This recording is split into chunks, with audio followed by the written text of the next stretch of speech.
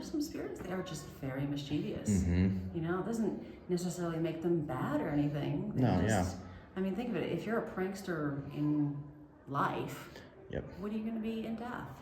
Hey, Amy. Hey, how you doing, Jack? Great. So today we are at the Gold Country Paracon. We are, absolutely. And we're down in the basement. Ooh, very cool. So we already checked out upstairs, Yes. the gel cells and stuff.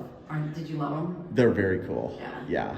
I got, so when I was up there, I didn't get, it was interesting, but when I saw the stairs leading down here, I started feeling some sort of energy. Yeah. So...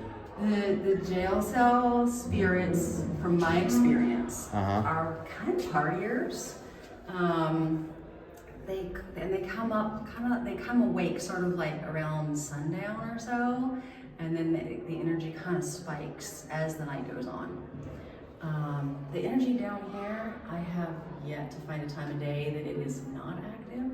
Really? I think there's two potential entities down here. So, and one, he can be a bit of a creeper, but it also could be that he's territorial and protecting his space. So I'm still learning a lot about him. Last night on the spirit box, we got the name Vincent, and it was with the voice that I've heard from this spirit before. So I think he's telling us his name is Vincent, or he's at least telling us he wants to be called Vincent. Mm-hmm. So we'll see. We'll keep working with it and see if we can find some historic records that link back to him. Mm-hmm. So when you say that, does he like touch you or anything like that, or He likes like to make really loud banging noises. Uh-huh. Sometimes you'll hear what sounds sort of like boot steps thumping up and down the hall, like almost running. Oh, like with the boots that I'm wearing. Yeah. Okay, Like- 'cause you'll hear like the- if you stomp really quick. Kind of like Yeah. Do you want to? Yeah, that's usually what you hear. like a rush sort of. Yeah, like he's like rushing up the hallway. Wow. And then oftentimes, so this is all concrete and brick construction down here. There's no breeze, there's no windows open. This air is stagnant down here. And periodically you will get a blast of cold air that just swoops up behind you. And it literally feels like someone's kind of rushing up behind you. Wow. It's a really interesting feeling. So it freaks a lot of people out. I'm kind of used to it by now. Yeah. Yeah, after a while you do this so much that you're like, yeah, hey Vincent, yeah, that's you. That's cool. So how long have you been doing investigations here? I started investigating here in, I want to say late February, but it might have been early March. Okay, so you've been here about 6 months or so, and it's Yeah. finally said the name Vincent. So Yeah, it Vincent's sounds like finally it's finally getting comfortable with you. Yeah, I think so. Okay. I think he was very responsive when I was talking to him. And it's only been the last 2 times that he's even really sort of verbally responded on the spirit box. Okay. So before that, he was very much like, and apparently when I left the room, he went absolutely quiet. Right. Yeah. So, I don't know. I do think that the more time we spend in haunted locations, I feel like the spirits become accustomed to us, and some of them can end up being quite friendly to us. You know? The ones at the Carey house last night during my tour, Yeah. I had 12 people.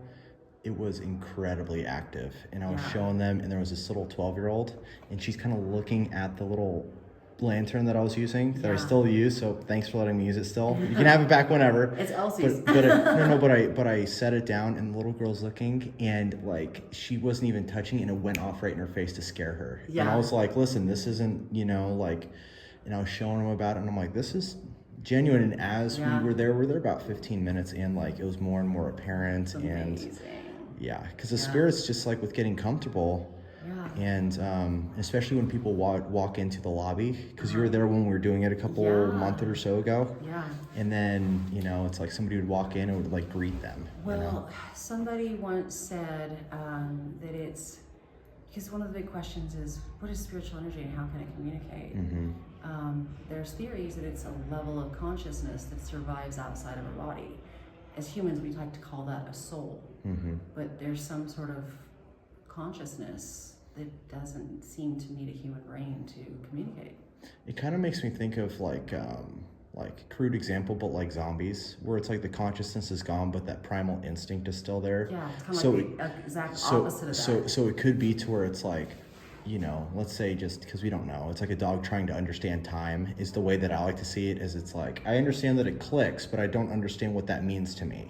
100%. You know, like because you can only understand so much. Yeah. So the way that I think about it, you know, and this is just kind of occurring to me right now, is that portions, let's say 80% of it goes to the ether, it goes to the cosmos.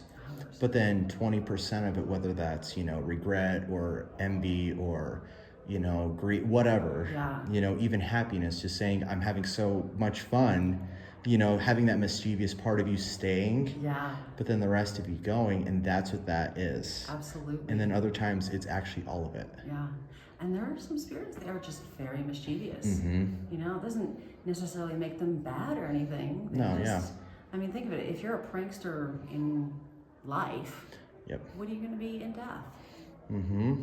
Very likely you're going to be a prankster then too. Yeah. You know, Mm-hmm. like it seems in our studies and research and investigating that, you know, the person that we are is what seems to carry on. Mm-hmm. You know, again, there's no hard proof yet of this, but these are all the theories that we're trying to, you know, piece two and two together with investigating. Yeah, and just try and figure it out and just, you know, yeah, it's interesting. It really is. So this is an interesting part of the building right here. It was originally built as two different buildings, Okay. and that was the Hall of Records, and then there was a alleyway that was right here. Oh, to like outside. Yeah, so this was like a big alleyway, and that was a small Hall of Records.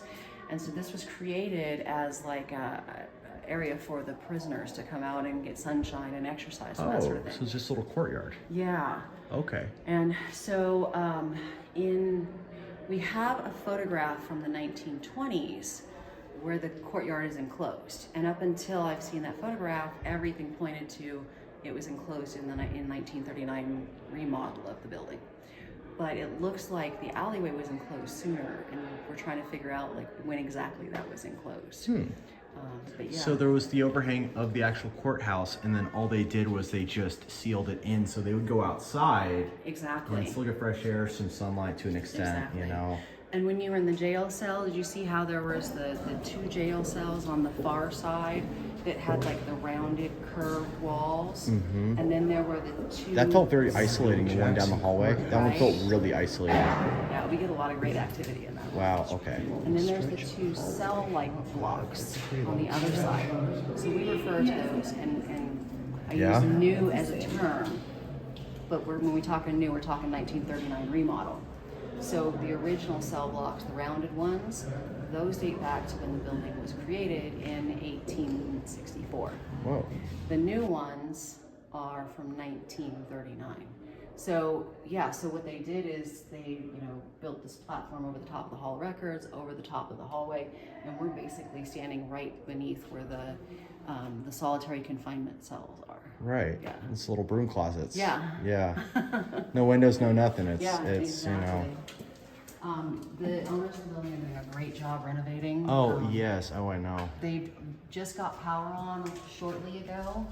We've been doing a lot of investigations with no power. Look at that door. I know, amazing. That's cool. Oh, this is a really cool thing. There used to be a sofa here, and it was recently moved out for the convention. Uh-huh. And now there's like this artwork on the floor with like shotgun shells. Oh, whoa. And they're really different. Whoa. And they're it's well preserved and everything. Wow. I wonder what that's about. Yeah.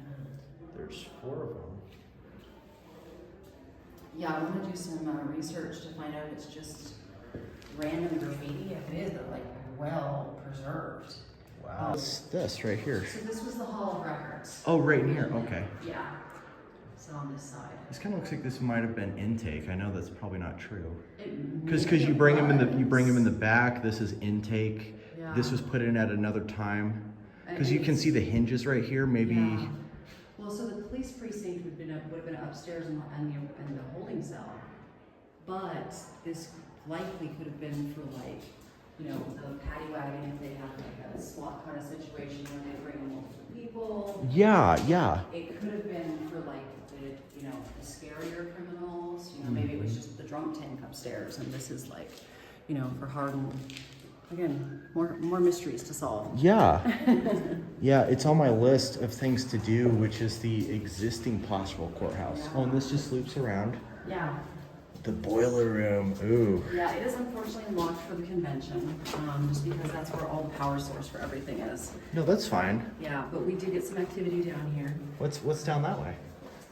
Oh, after you. Let's see if Okay, the hold lights on. are on. Hold on. I think I got my other phone in here. I do. Hold on. I got it. Oh. Okay. Go for it. Okay, I've got my phone too.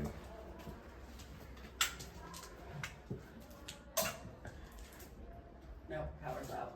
Power's out. So what do you reckon was in here? This was actually a bomb shelter in here for the town. No way. Yeah. Circa. We believe World War II, but we're not 100% sure. Sure. Yeah. It could have been as been early as even- World War I, but we're pretty sure it was World War II.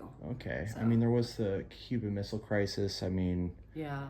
but then again, I I think mean, it goes back Japan. before that. I'm thinking so too, because Japan is right there in Hawaii. You have communities like this. It's like we're pretty far away from the coast, but then again, Yeah. we're still really close. So Yeah. if they took over Hawaii, then you know. And you can see there's old military cots in here. How cool! Aren't those cool? How cool! Are these original? Pretty sure. Wow. How cool. Yeah, I mean the hardware looks original and Yeah. the handles look original. Yep, I've They don't look like reproductions at all. yep. So, just based off visual inspection. Just a supply closet. Yep.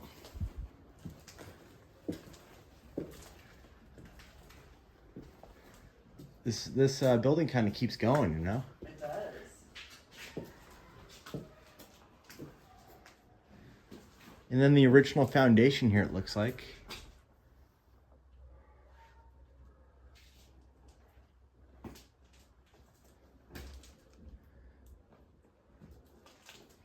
Did you get lost, Jack? Huh? Not quite. Very cool. So you were back behind these bars here. Oh, really? Yeah. Okay. So this and that room over there were original jail cells. These were the When first. it was Oh, wow. first built, yeah. Oh, I didn't even go far enough. Yeah. Oh, wow. Hold on. I'm gonna Go back around. go back around, get a different perspective.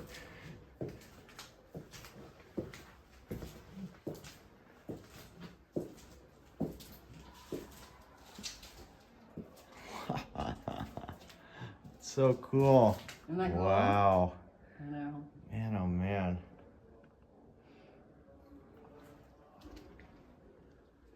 Yep, the original brickwork.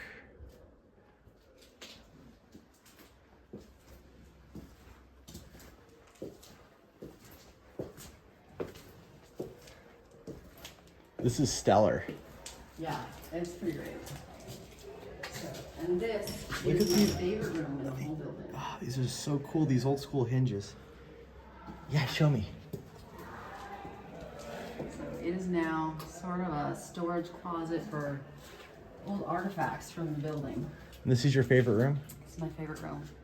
So if you look right there, Uh-huh. there's a graffiti and then that was a cell. Oh, whoa. Yeah. Wow. And you can see the brick that's underneath the stucco and the cement work. Mm-hmm. That's everything that's under the outside of the building. So some more brickwork here. All original, I reckon. Yeah. And then you've got all the old pieces of lighting and, you know, restroom, paper towel dispensers, all the old signs, things from the courthouse. And you can see there's more graffiti in there. Oh, yeah. Up top, there's a couple of guys. Yes, absolutely there is. And this guy, like you can see, this is from pre-shelving because he goes all the way up and down. Wow. So very cool. And then I love this right here. Looks like he's smoking or something. Yeah, I and think then he there's is. like an arrow. Yeah, I'm not really sure what the arrow's for. There's some words behind there too. I don't want to take the stuff off, but No, the words are pretty faded. But if you look over here, you've got figures, like mathematic figures. And then there's like a letter or something here. Oh, and then a little calendar to Yeah, September. and there's a calendar right there. So yeah, it's all. Wait, really September. It ends on September 8th. Is that what it says? Yep. So he has. So whoever did this had it go into the 31st, and then it stops on September 8th. Yeah. Hmm. So Something must have happened. I know. We thought he was going to be here for a lot longer than he was, and then he's like, "Oh, hey, I'm out of here. Yeah. I'm out of this gin joint." This is cool. Thank you, Amy. My pleasure. This is great. Well, this was the Jackson Courthouse, so thanks, Amy. Yeah, my pleasure. We've just been having a blast here at the Gold Country Paracon. Cool. Awesome. Thanks for coming out. Yeah, thanks, Amy. All right.